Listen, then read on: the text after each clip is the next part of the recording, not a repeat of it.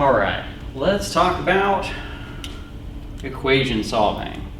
Since we've got both of our new kinds of functions, exponential functions and logarithmic functions under our belt, we can go ahead and get into our equation solving. This is the last of our new equation solving that we really need to talk about. We're going to use a couple of special things that we will sometimes find helpful. And then we're going to use a couple of basic things that we've mentioned before and now can bring into the context of solving equations. So some of the special stuff is to use a one-to-one property. There are going to be two of these. There's going to be a one-to-one property for exponentials and a one-to-one property for logarithms. So we can talk about those one at a time. For exponents, the thing is that if it is possible to write our equation with the same base on the left and on the right, nothing else outside of those, no numbers that are multiplied out front, no numbers that are added or subtracted, out front, out back. So if we can just straight up get an exponential expression on the left side, exponential expression on the right side, and they are both the same base, then if you think about it for a moment, it makes perfect sense to say that the exponent on the left side is going to equal the exponent on the right side. There are no two ways about that. So here, a very direct example. We have 2 to the power of x minus 1 on the left side equals 2 to the power of 2x plus 1 on the right-hand side. No extra adding or subtracting that is happening outside of our base 2 stuff on the left or on the right. No extra multiplying or dividing that is happening that is not already somehow combined in with the base 2 on the left and the base 2 on the right. So I got 2 to a power. I got 2 to a power. The only way that those can be equal is if the powers themselves are equal. So we say, all right, power on the left equals power on the right. Solve that equation, check it out, make sure everything's good to go. There's our solution. Now that's the direct way of using things. How about an indirect way? If we look at an equation like this one, 1/5 raised to the power of x plus 1 equals 125 to the power of 2x minus 1. You say, well, those are very clearly not the same base. Could they be written using the same base? Could they both be written using a base 1/5? Could they both be written using a base 125? Or could both of them be written using a shared base? And if we think about the 1/5, that's a little bit more quick to lead us to, well, if I'm not a big fan of fractions, 1/5 could be very quickly turned into a base 5. Can I take a 125 and turn that into base 5? Well, turns out you bet. 125 happens to be 5 to the power of 3. So we can transform that equation where the base of 1/5 is now rewritten as a base 5 with a power of -1. Still have the power of x plus 1 on there, so we'll have to simplify that in a moment. Our 125 is now being rewritten as 5 with a power of 3.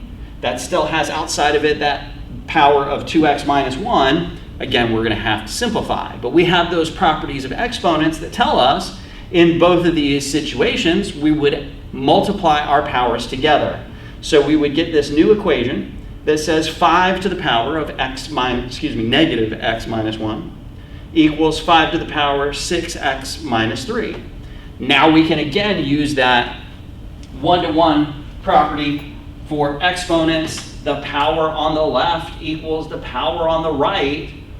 Solve that sucker, check it out, this time maybe with the assistance of our calculator, plugging in that 2/7 into the original equation where we have our x, plugging in the 2/7 where we have our x, making sure that the left-hand calculation and the right-hand calculation both work out to be the same value.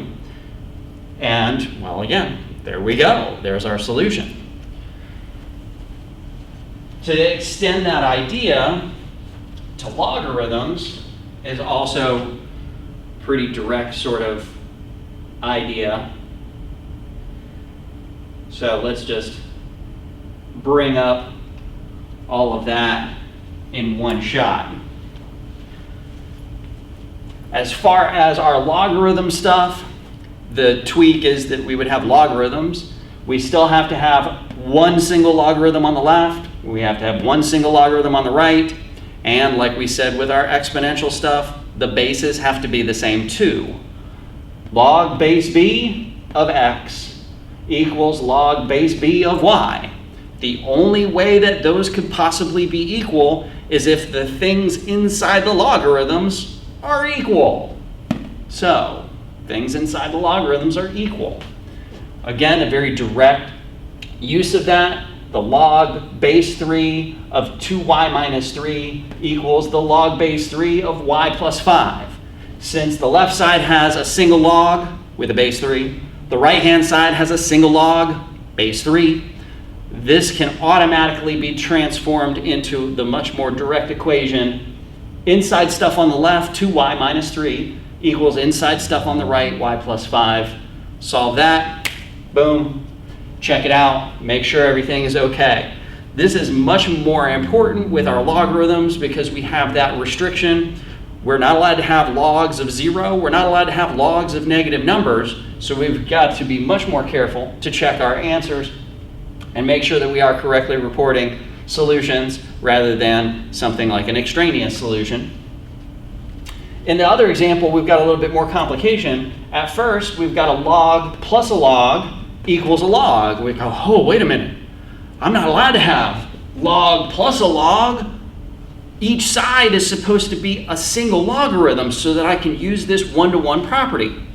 But we have those properties of logarithms that we discussed previously. We can take logs that are added together and we can combine them, condense them into a single logarithm. Since they're both base 7, we can condense them. Because the logs are being added, we take the insides and we multiply them. Now we have a single log on the left side, single log on the right side. They're both base 7, so everything matches up for us to use that one-to-one property. The inside of the left equals the inside of the right. That gives us a little bit more complicated equation to deal with than the other examples where we would have to multiply some things out, rearrange things, and we get a quadratic equation where we're going to either choose to try factoring or maybe just bust out the quadratic formula.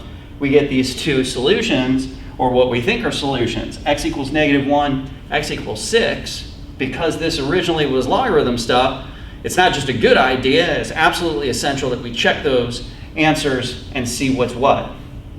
When we plug in the x equals -1, we actually get two different violations. We get a log of 0 and we get a log of a negative number. Since those kinds of things are undefined, we're not allowed to use the x equals -1. When we try out the x equals 6, everything ends up being all good there. So while we might have originally thought that there were two solutions, from checking this, the x equals -1 is an extraneous solution. Kick that into the garbage. The only solution we have that is correct and works is the x equals 6. But again, a very direct sort of thing to do. The other business is much more in line with our necessary knowledge about exponential and logarithmic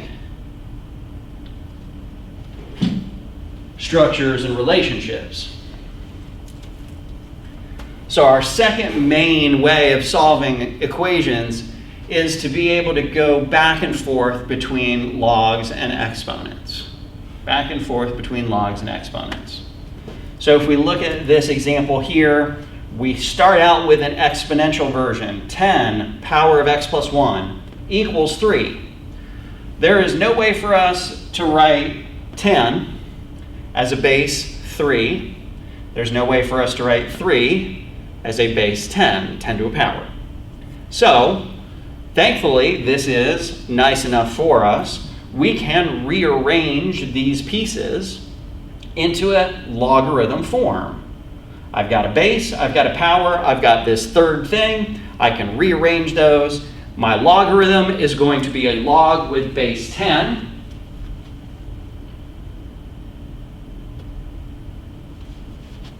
And my power is going to be the x plus 1. So I can throw in my power with my, incomplete equal sign. I can throw in my power.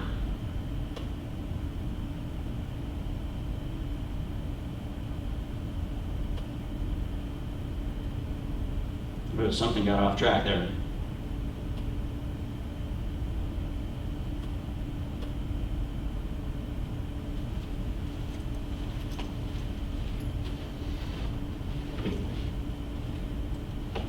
Try that again.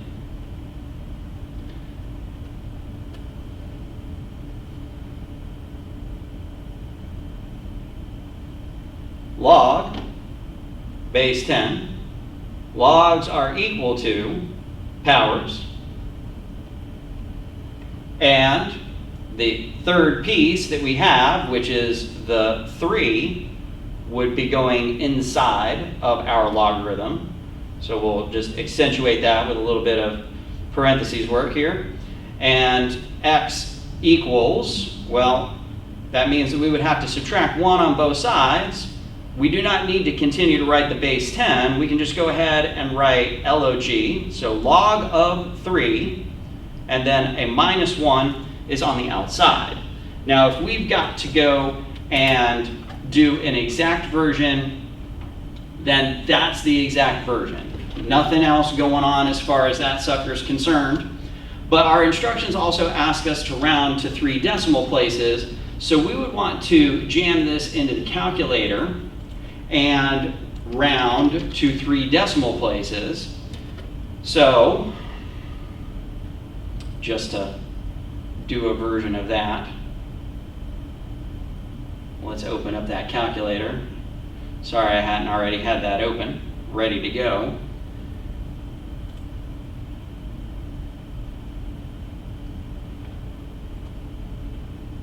Our LOG is on the left-hand side, so LOG, in this case, it automatically opens a set of parentheses, log of 3. We want to close those parentheses so that the log is over and that minus 1 is going to be calculated outside of the logarithm.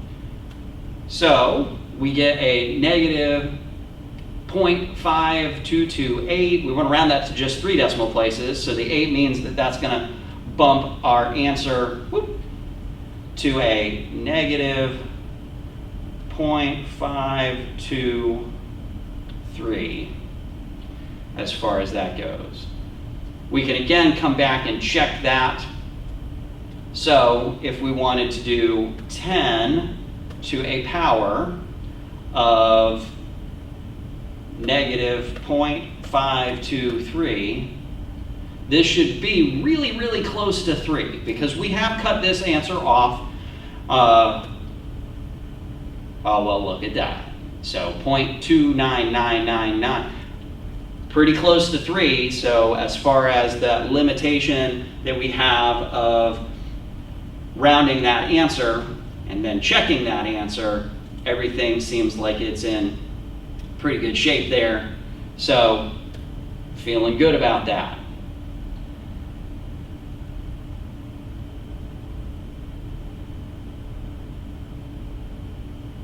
Let's take a look at another example. If we've got to solve the equation 2 times 11 to the power of 2x minus 1 equals 23. This is not immediately in the form that we would want, so that we could rewrite this as a logarithm. We would want our base to the power to be completely and totally by itself and equal to a number. So this 2 out in front at the moment is kind of jamming things up. We'll start by dividing on both sides by 2. The 11 with the power of 2x minus 1 will be equal to 23 over 2. This puts us in a position where we can go ahead and rewrite things in a logarithm form. We're going to have a base 11, so a log with a base 11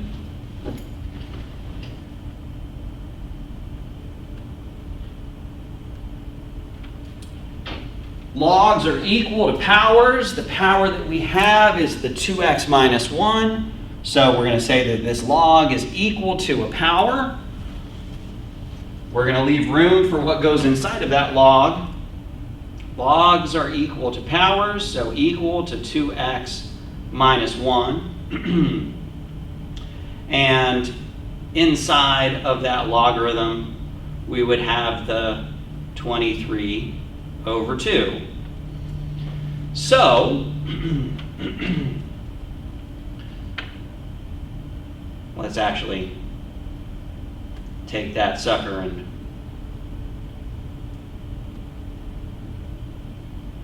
move that over to the side here. Give ourselves a little bit more room.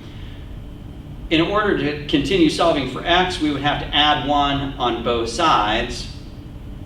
So that would give us the 2x is equal to the log base 11 of 23 halves with a plus 1 on the outside. And then in order to get the x equals, we would have to divide by 2. So that's dividing the whole entire thing by 2. The log base 11 of 23 halves, followed by the plus 1, all gets divided by 2. Well, that's not the most elegant looking thing. So if we then say, all right, let's go ahead and instead of saying divide by 2, let's say multiply by 1/2. 1/2 log base 11 of 23 over 2. And then the plus 1 has to be multiplied by 1/2. So plus 1 times 1/2, that's 1/2. Here's a nice version of that exact answer. Though, again, depending on what it is that you've got to write down, how much pickiness you might have about that answer, there's nothing wrong with this original version. This is just a differently cleaned up version of things. And this is exact, but it's not terribly helpful if we again have the instructions to give a value rounded to 3 decimals. We don't have a way of being able to take care of this in our calculator. Log base 11 is not something we can directly type in, so we've got to use another one of our results from our business with logarithms. We got to use our change of base formula to be able to rewrite things. That would mean, just for the logarithm itself, let's use natural log since we had that common log show up earlier. We've got the 1/2. Using the natural log means we've got to do the natural log of the original inside, so the natural log of 23 over 2, over top of, well, let's just go ahead and put that with the 1/2, over top of natural log of the base, the original base, which was 11, and then we still got that plus 1/2 showing up. So again, we can go and type that into the calculator, and what we will get if we type that in around to 3 decimal places, 1.009. If we go back to our original equation and use the 1.009, type that in, do our 11 to the power, take that result times by 2, what we should get for that calculation should be incredibly close to the 23 that we see on the right-hand side. So again, even though we're not including it in our written steps here, we do still want to make sure that we're going through the process of checking our answers. So the checking answers part, a lot nicer for us to do with a rounded answer. Go ahead and round that sucker, make sure that we then check it out. Seems good, feel good, move on to the next equation. We can go back and forth. So there is that possibility of having to start with a logarithm equation and rearrange things into an exponential form. So natural log of x plus 4 is equal to 15. We have a single log, it's equal to a number. This is already set up for us to go ahead and rewrite in that exponential form. Our logarithm doesn't show a base, but it's the natural log, so that's automatically the base e. So our base e is going to be the first thing that we write down. Base e. Logarithms are equal to powers, so that means that the power that we're using is a power of 15, and then the other piece of the equation ends up showing up by itself on the right-hand side. So x plus 4 showing up on the right-hand side. We would need to subtract 4 in order to get the x completely by itself. Make sure you're careful about that. That minus 4 is a regular minus 4. That's not getting tucked up into the exponent. We've got something that we can type into the calculator at this point. So we go to our calculator and do our e power of 15, and then subtract 4, and that should give us, rounded to the 3 decimal places, 3269013.372. Again, that's a number that we can go ahead and take. We can pop it inside of that logarithm. So in the calculator, natural log, parentheses, 3,269,013.372 plus the 4, close the parentheses, hit the enter button. Do I get something that's incredibly close to 15? Well, I darn well should. Remember again, any equations that have logarithms originally in them is all that much more important for us to check those, because we have issues with logarithms. Those are restrictions on our logarithms, on the domain of logarithms. We're not allowed to have the log of 0. We're not allowed to have the log of a negative number. We've got to make sure that we're on the lookout for that sort of thing. This does not end up having that happen, and even more powerfully, we can verify we're getting that equality correspondence. You see this next example popping up though, not so direct. Let's go ahead and get that more up into the center of the screen and take a look at what we would need to do in that particular case.